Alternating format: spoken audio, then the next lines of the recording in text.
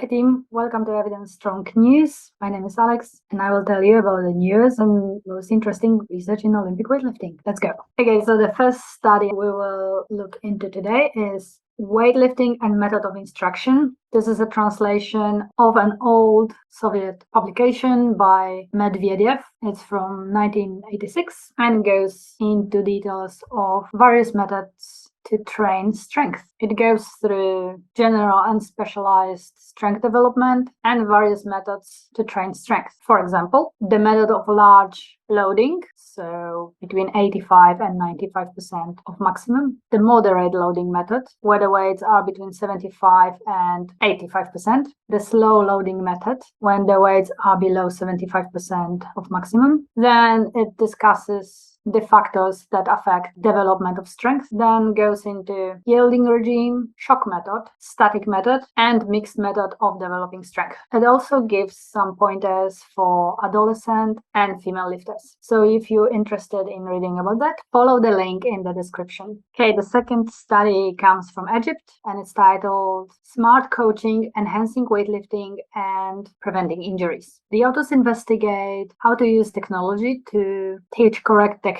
for weightlifting. They separate Olympic lifts into three components: deadlift, squat, and shoulder press. And they postulate if these three lifts can be taught with proper technique and then mastered, it will reduce injuries and improve performance. Then they used infrared camera to record the lifts performed with proper technique and also with wrong technique. They recorded the lifts of each athlete, then they ran different algorithms, and then they used the best lifts to create a template. Then they used different classifiers to detect whether the lift was performed with right or wrong technique. The classifier called FastDTW was almost 100% accurate. In other news, the Evidence Strong has launched Patreon community where all the content is available early. We have extended interviews with the researchers and a masterclass once a month on the topic you guys choose. The community is running for a few months now and we have at least 100 pieces of content for you to learn from.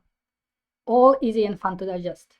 So if you are serious about upskilling in the newest research, specifically in Olympic weightlifting, that's the place to be.